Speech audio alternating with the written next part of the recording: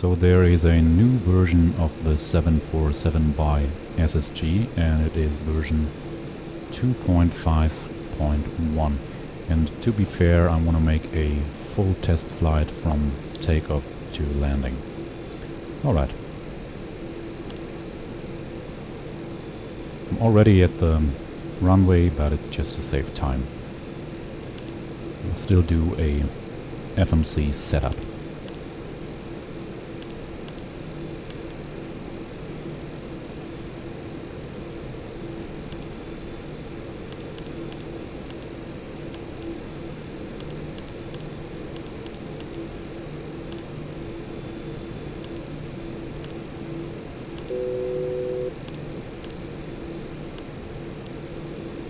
So this light should be still shining, as we still have to execute the departure selection. That's like a never-ending bug, as it seems, but anyway, it still gets the job done. It's a very short flight. It should say select here, I suppose. It looks a bit strange, but these are the transitions, and I'll pick this one, and now it says select, and I can execute that. Activate. Let's have a look at the legs page. Okay. Let's bring this up.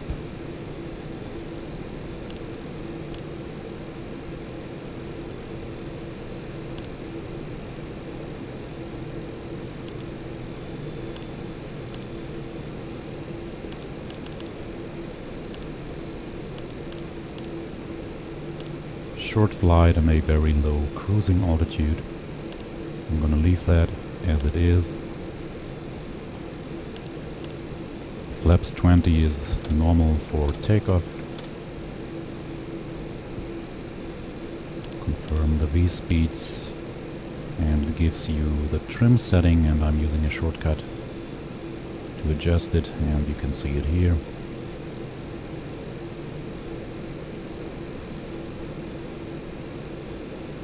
Alright.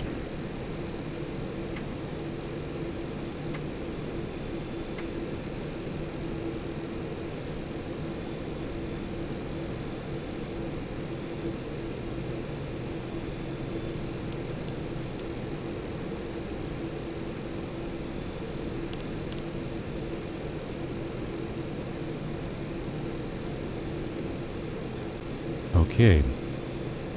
Now, by the way, the tablet is much better than back in the days, because if you have a look, the click zones are now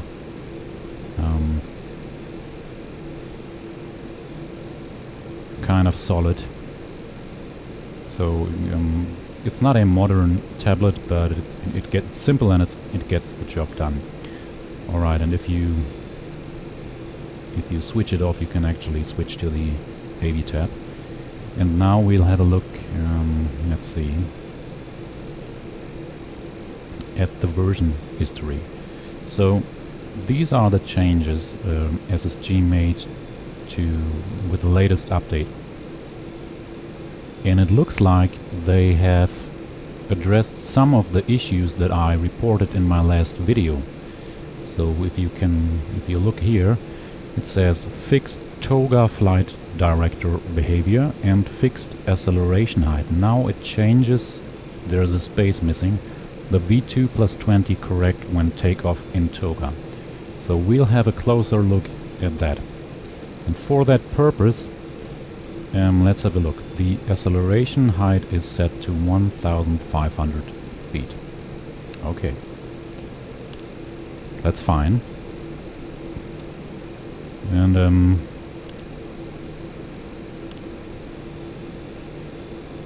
V2 is 152, so we have to set that here.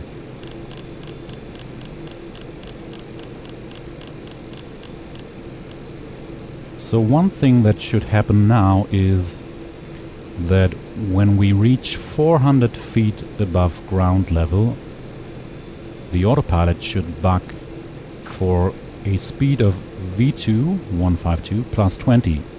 Okay, so we will see if that happens. That's what they are saying here. Okay. Let's just pretend those were already turned on. And I hope I didn't forget anything. Let's give it a go.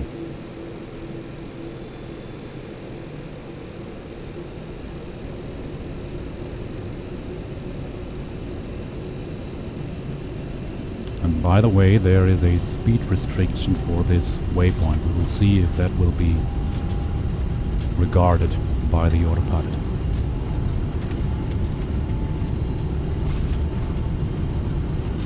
knots.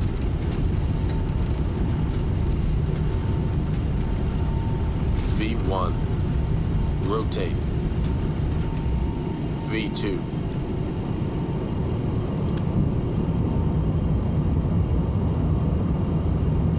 We're just about to reach 400 feet above ground level. And let's pause here. As you can see, VNAV has engaged and it has bucked the correct speed.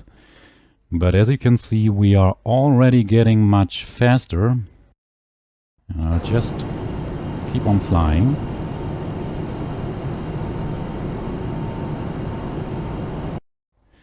And the reason for that is that the flight director bar does not bother which speed is bucked here until we reach the acceleration height. So you will see when we reach 1,500 feet, all of a sudden the autopilot realizes that the flight director, the pitch bar has to raise in order to pitch for the correct speed.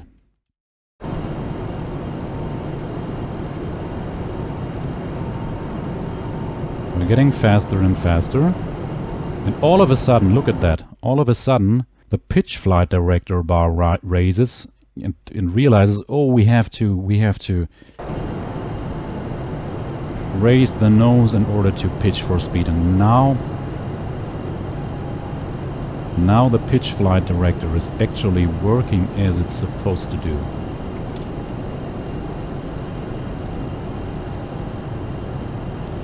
It's not a big deal if you know it,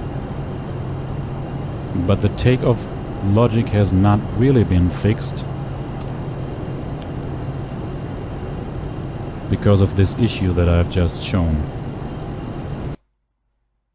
What I like to see is that the speed restriction I just mentioned at the beginning is regarded. We are still ahead this waypoint, and the speed is not increased above this speed restriction.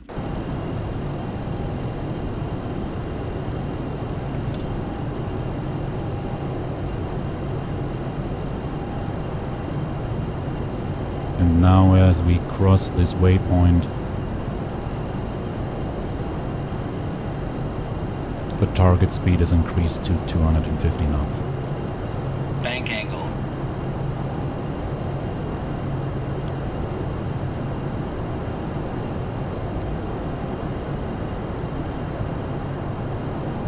So this point is correct, that works correctly, but the toga flight director behavior has not been fixed.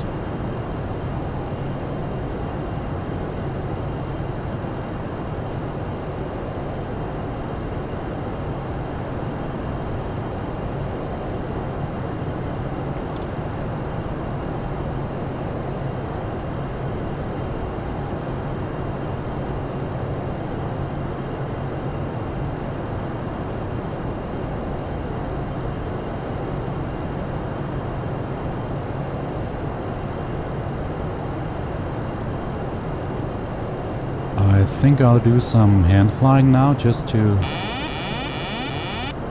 check how the flight director behaves.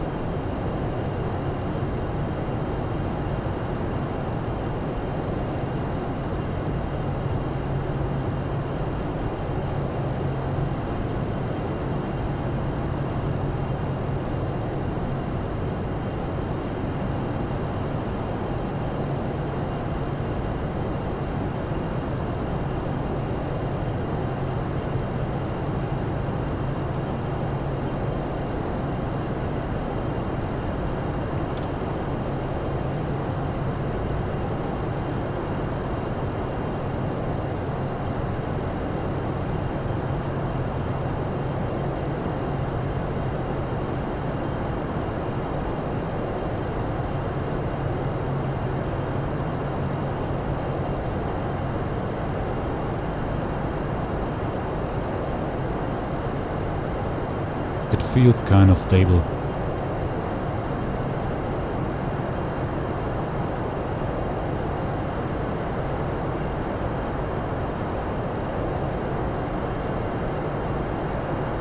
So the flight director is very sensitive, but I think it is possible to hand fly the plane now.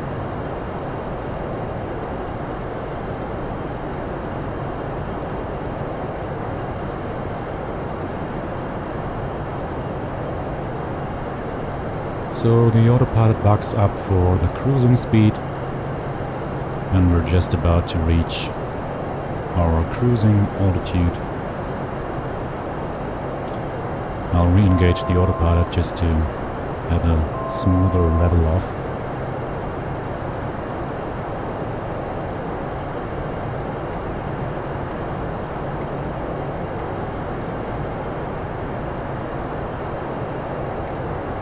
Why is this so fiddly?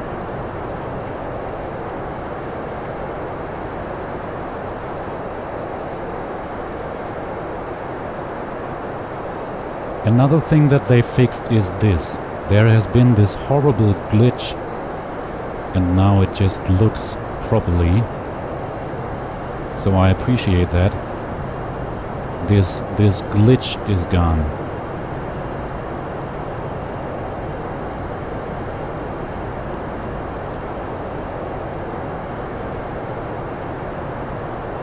And I think the autopilot until now has been quite stable, apart from the takeoff logic.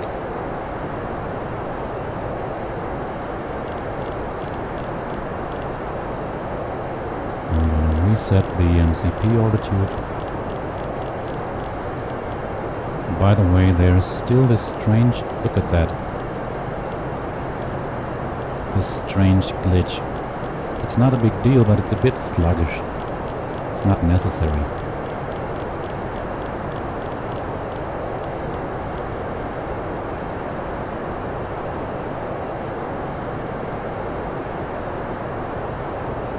So we're just about to pass the top of descent.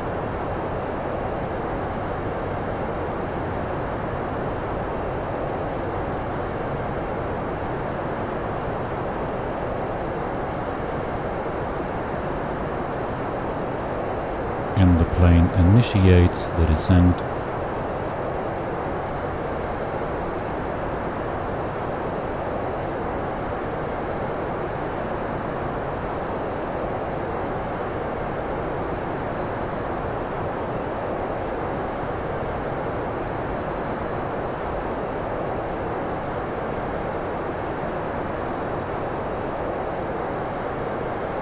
Thrust is going idle, looks all normal.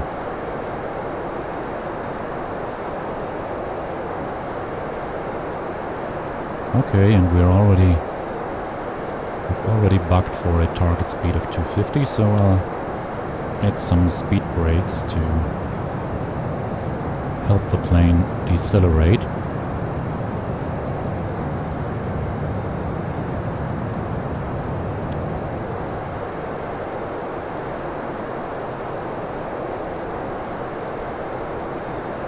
But we still have time until we reach 10,000 feet.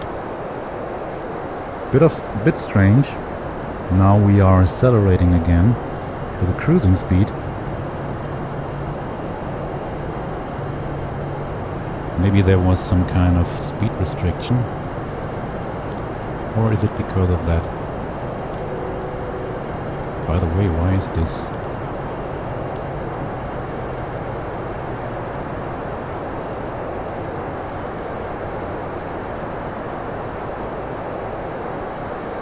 So maybe that was my fault.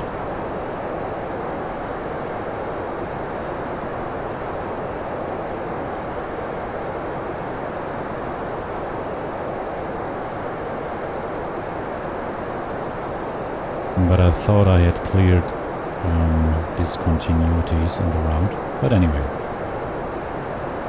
I would have to recheck that.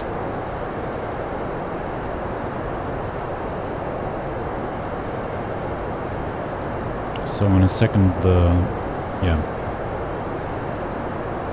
Now we have to decelerate.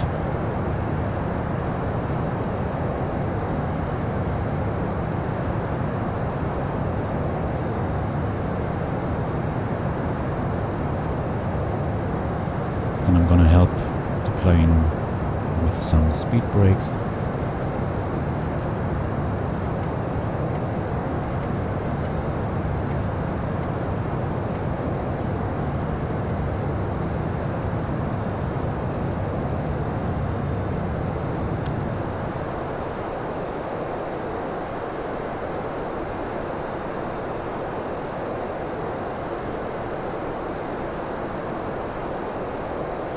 I'll now set up the plane for landing.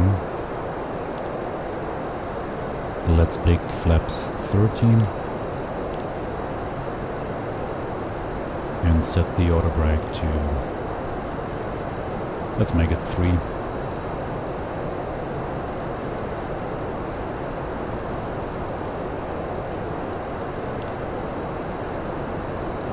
And I'll arm the speed brake.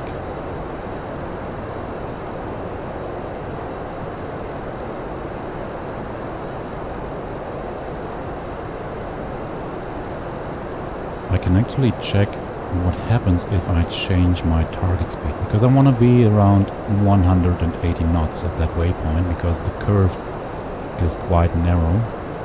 So I'll try and enter 180 here. Execute.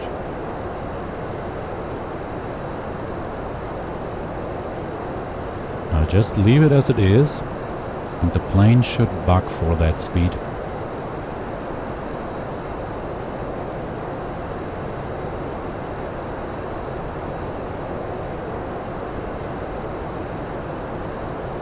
In a few seconds.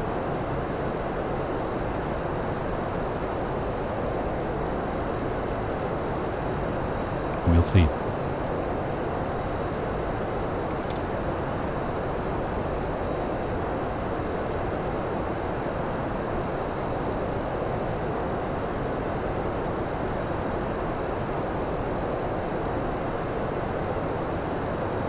And in fact, it's now decreasing the target speed, which is really good.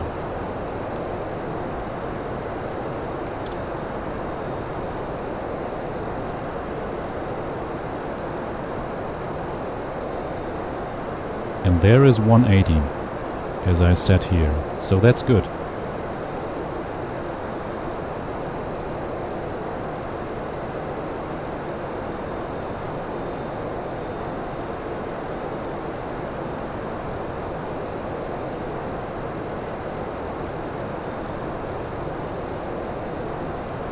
Might need flaps 10.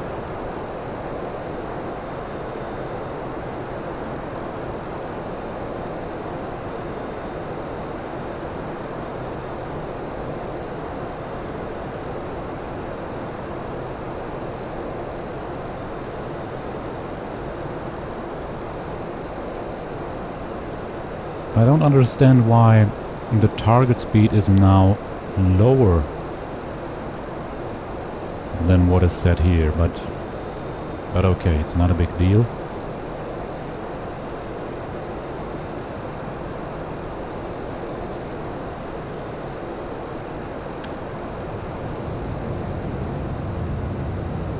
And I have to add some speed brake.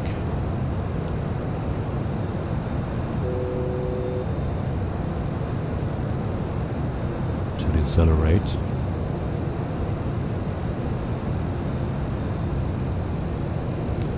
Before we begin the turn.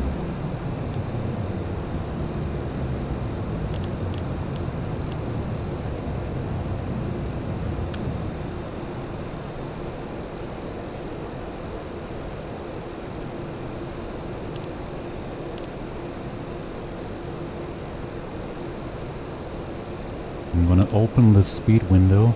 By the way, the click zone for changing the MCP speed is quite fiddly.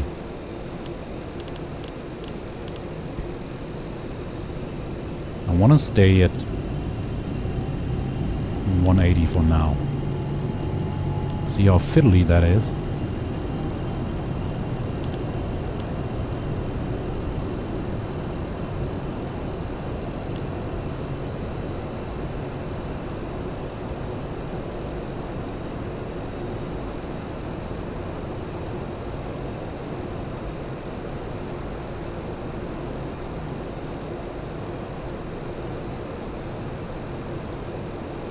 So we have a good speed to capture the localizer. We're not too fast.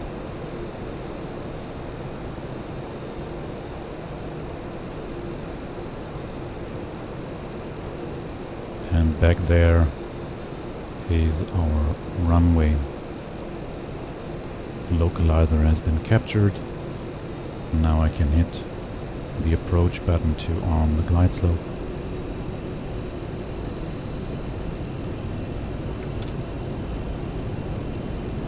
I think I'll go back to flaps 5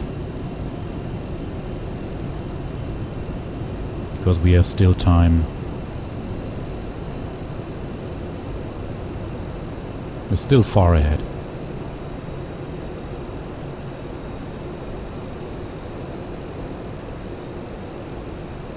I could actually switch to vertical speed and decrease the descent rate so that we intercept the glide slope earlier.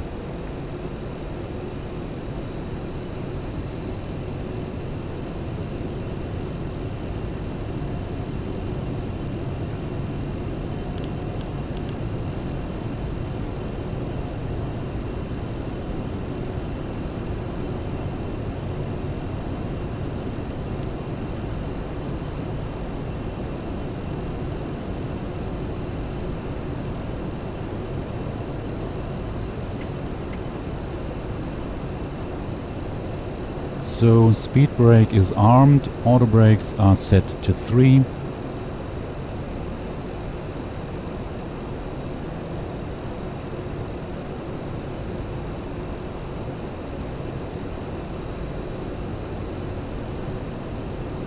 Now we're actually on the localizer and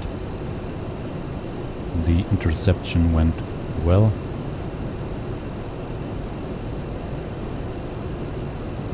Glide slope is coming in.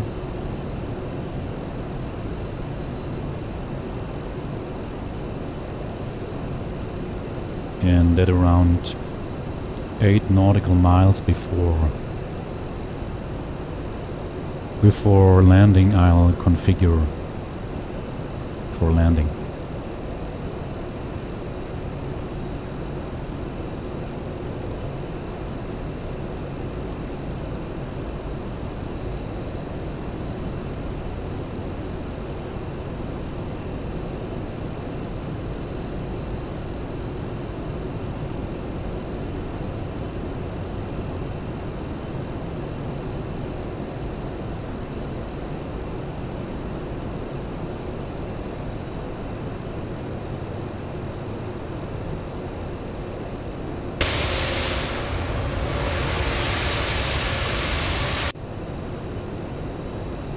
By the way, I should really check the altimeter. 29. Okay.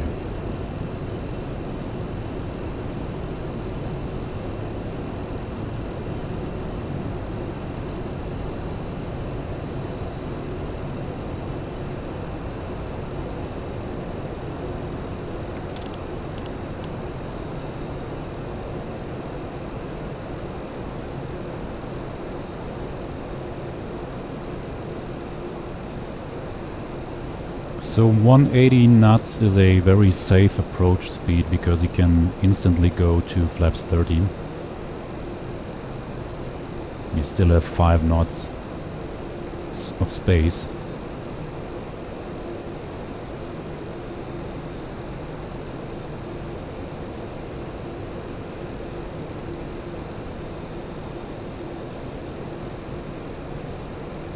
So there's a bit of wind going on.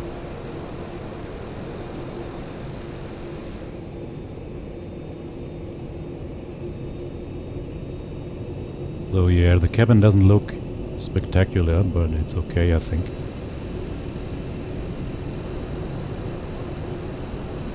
The cockpit, well, I think it's the displays that bother me. You can't see that there would be glass unless you look from here. And that's why I think it looks a bit cheap.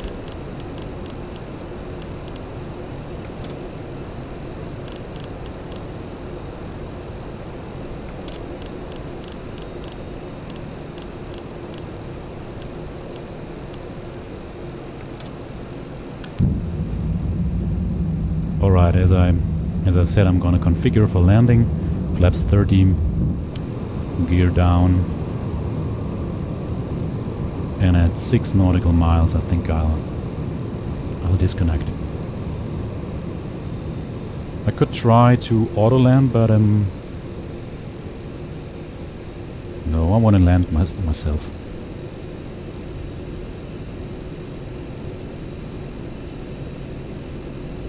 So the auto thrust is working quite good, I think.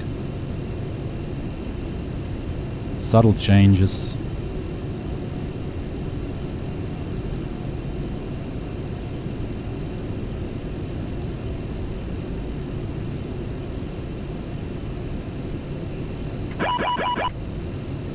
Alright, let's disconnect the auto throttle first.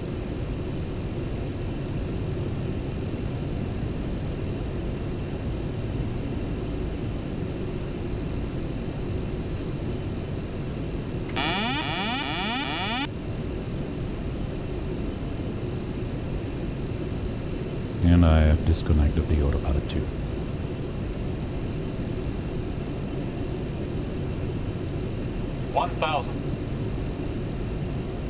Maybe we'll try to set some minimums. Let's go for 500 just to see what happens. Check if it works.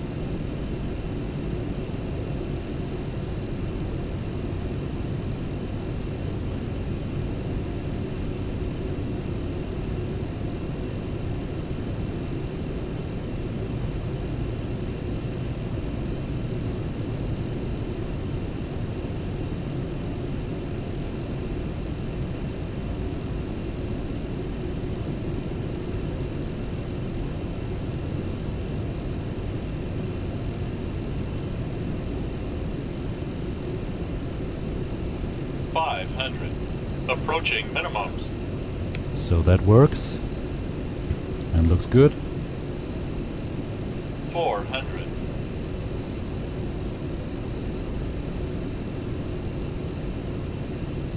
300. Glide slope.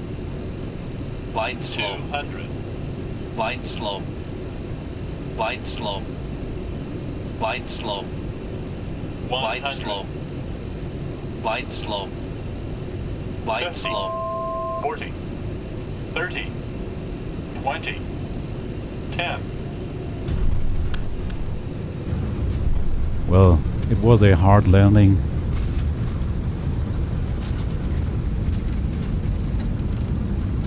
But we made it.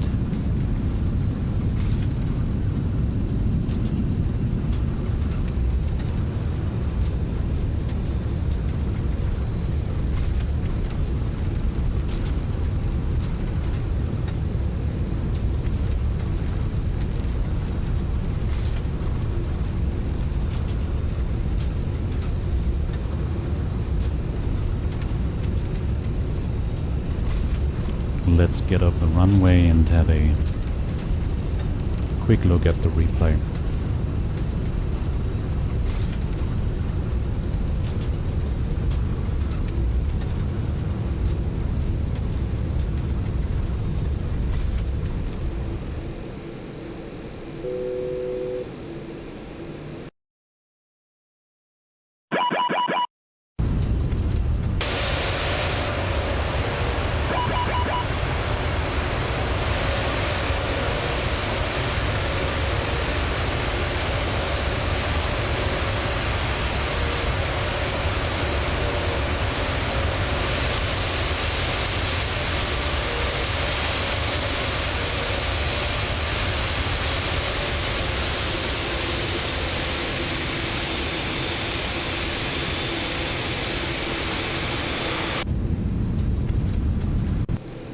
Alright, so maybe a few words at the end.